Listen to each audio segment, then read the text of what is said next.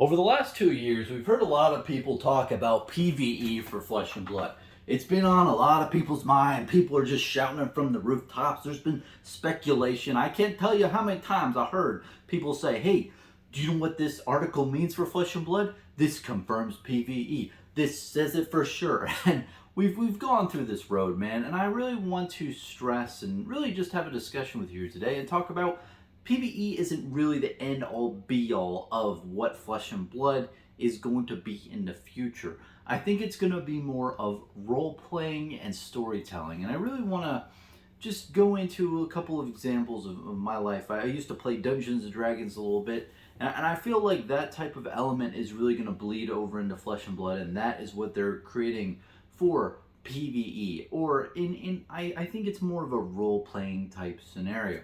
And what I mean by that is, if you look at a Dungeons and Dragons campaign, a role-playing game that has PvE elements in it, there's four main factors, right? So first, you assume a role.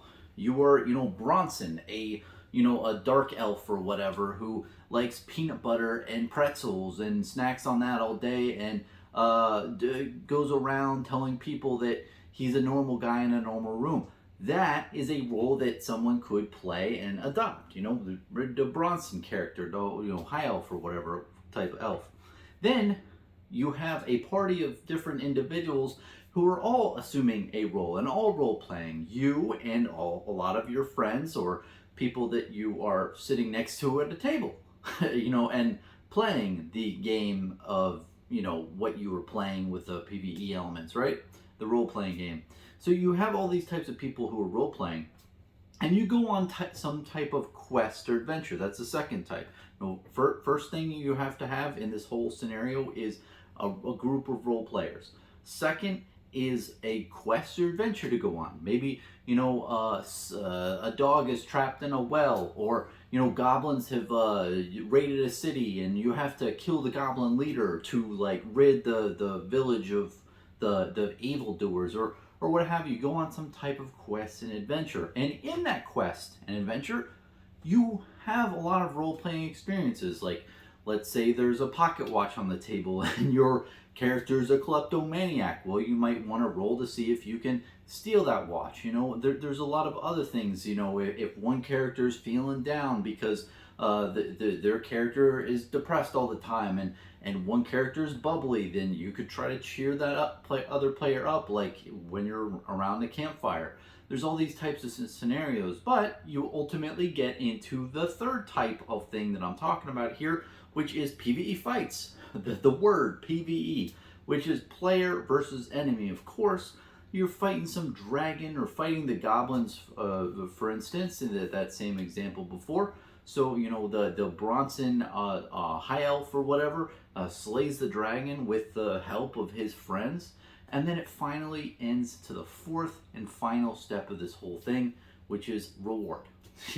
After this whole thing is done and the different heroes, whatever, have slayed the goblins and helped the village out, you get some 10 gold pieces. That's a standard hierarchy of what storytelling is for this whole thing, which I'm talking about. So you assume a role, you have a quest or adventure, PvE fights, and a reward. And you can see how those types of elements, right, of a role-playing game, there's so many extra elements that I just told you versus just PvE, which is attacking some big creature in the background.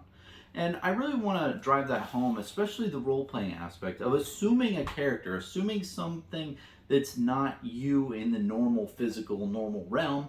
You are some other type of individual with other different personality traits and so on. So I used to play D&D back in the day. And I remember distinctly when I first got into the game, I didn't really understand it. I didn't really understand why my friends really wanted to play this game. It was on paper, and it was just very archaic in my mind. It's like, why aren't we just playing some video game out there? We played a lot of video games back in the day in college and high school. I'm like, what's the draw to this pen and paper type thing? I don't understand it. And you roll dice to determine the damage or attack value. it seems kind of off and kind of weird, you know. And it took me a very long, or it didn't take me too long, but it took me a while to further understand really the depth behind role-playing games, and that is the role play. Go figure. And I didn't know what character I wanted to play, and I thought of different ideas, and I really wasn't attached. But you know, one night I was thinking, and I thought, oh, what? Wouldn't it be cool if I had like a bow class, and their backstory was they went out into the village, out of their village, and hunted for a while. And once they got to their village, they found out the village was burned down, and everyone they knew or loved was just like dead, and their village was just like completely obliterated off the map. They were the last one of their village, and their like reason for fighting after that was they want to see revenge for the death of the village, and they wanted to rebuild their village and get more people and get more followers to start a brand new, you know, tribe or what have you, you know. And it was at that point in time where my mind had this all these creative energies and thinking of all this, that I really got just a feeling of excitement really just rushed over me, and a feeling of like, I care for this character I made. It was like a personal connection of like, this is cool, I really love this character. And I loved before that like min-maxing my builds. I would try to make them like as good at combat as possible. Every combat trait, that's all I focused on.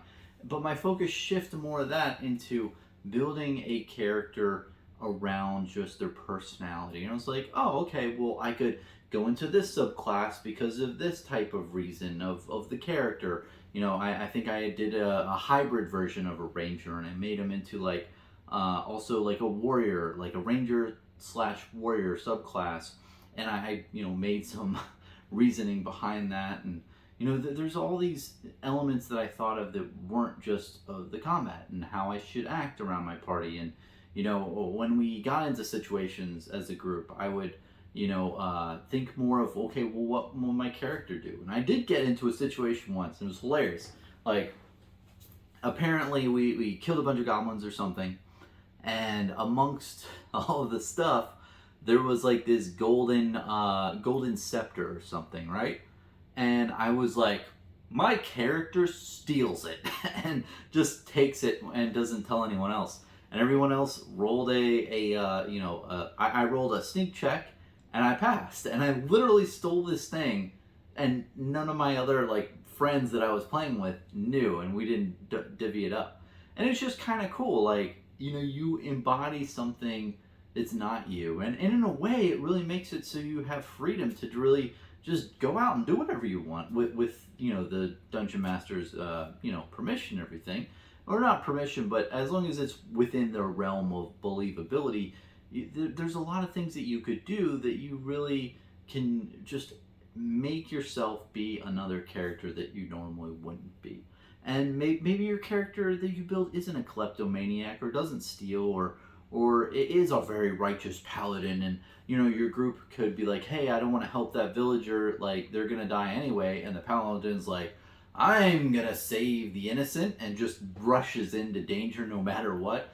There's so many different ideas that you can have when you're role playing and creating a character, and really putting passion behind what you created for your person that you create.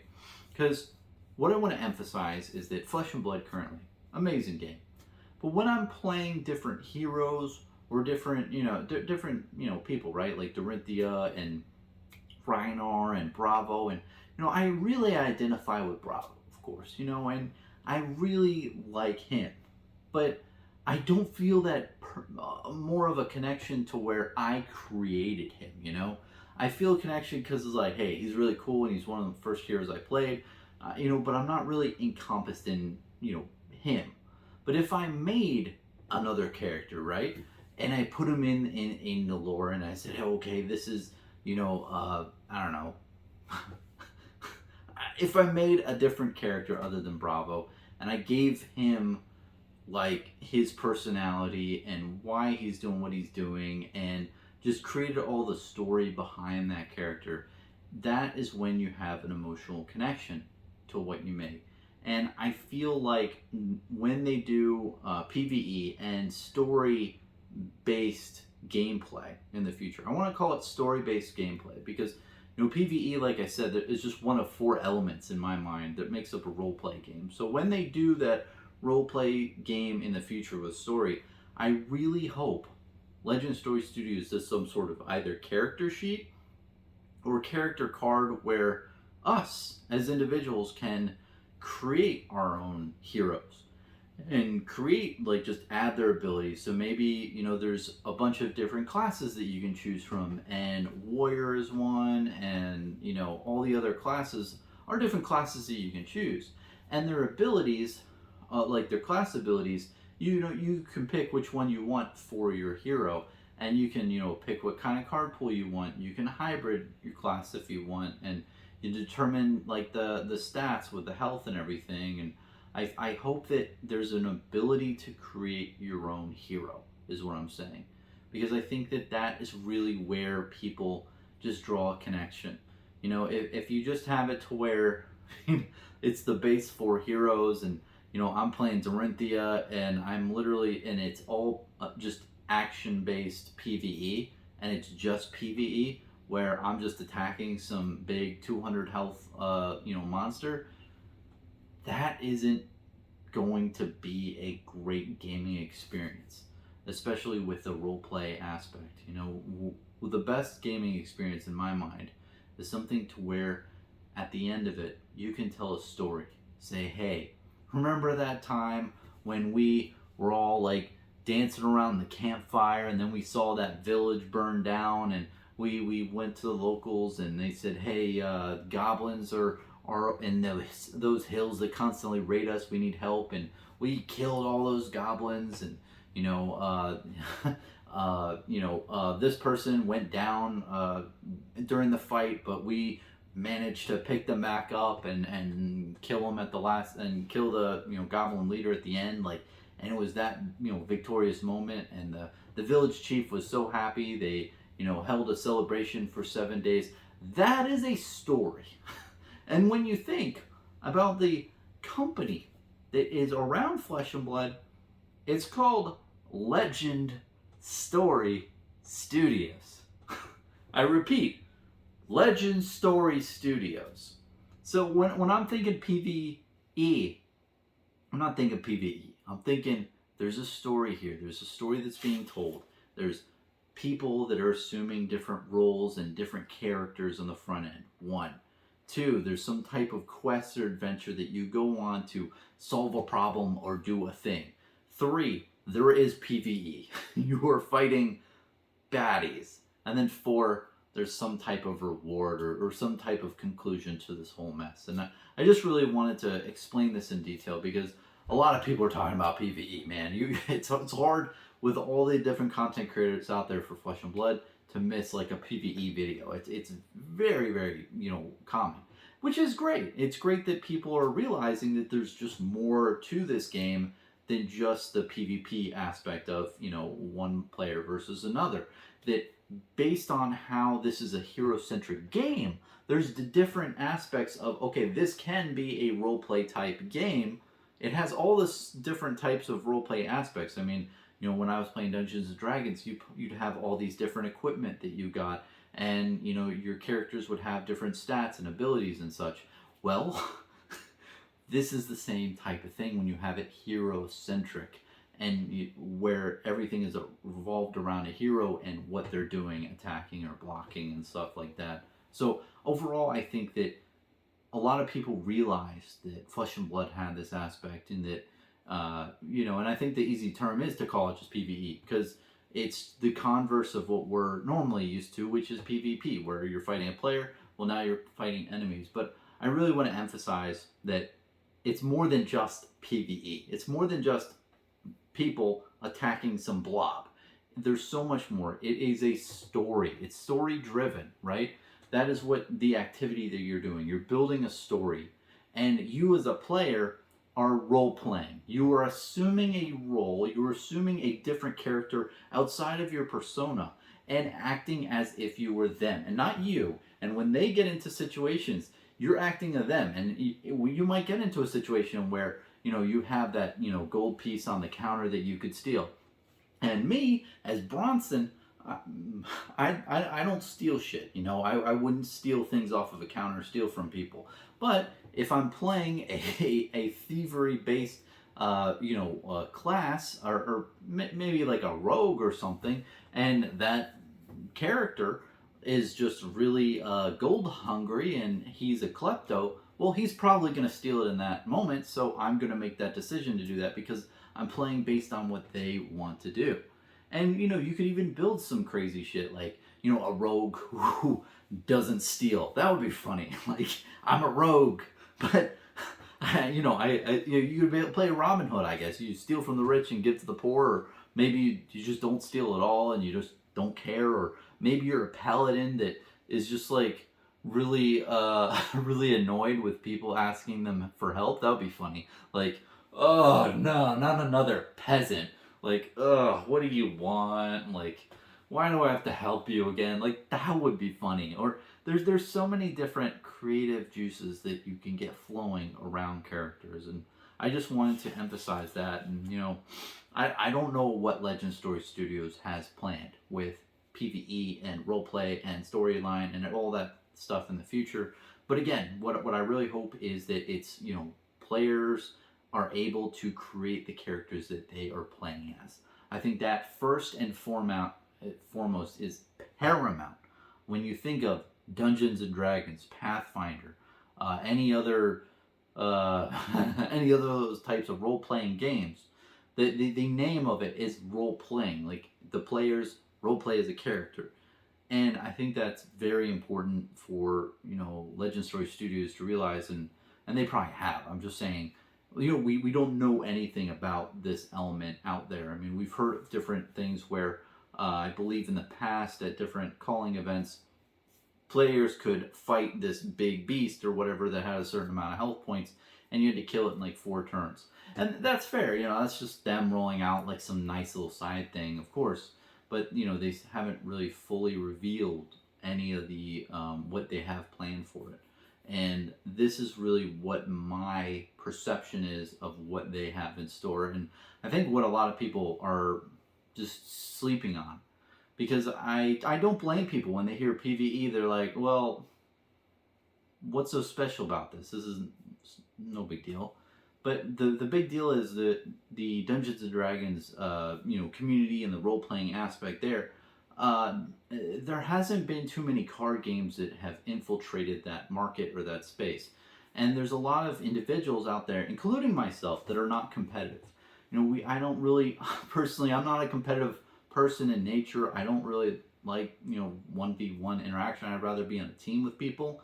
So I think that's going to grab a lot of people into that sphere of play, where they might not like, playing Flesh and Blood competitively across the table with someone, but they would love to play with a team of 4 people and go on some type of quest and do that kind of thing. So I think that there's a huge market to be had there for the role-playing space. So anyway, that's just my whole thoughts on PvE. And just to summarize, instead of PvE, I think it's going to be story-driven. And man, the name of Flesh and Blood's creator is Legend Story Studios. So I think that we're going to see a story-driven game content where people like us first assume a role, like I said, go on a quest and adventure. Number 2, have PvE fights, of course, you're fighting enemies. And 4th, have rewards. So that's it, man. Let me know what you think. I'm really curious on what people think, because I know PvE is a very hot topic. Videos probably get an extra 200 views just for adding that to the title. So it's a very interesting topic that's been on people's minds for a while, for good reason, for very good reason. And I look forward to seeing what Legend Story Studios has in store for us. So thanks, man. Cheers.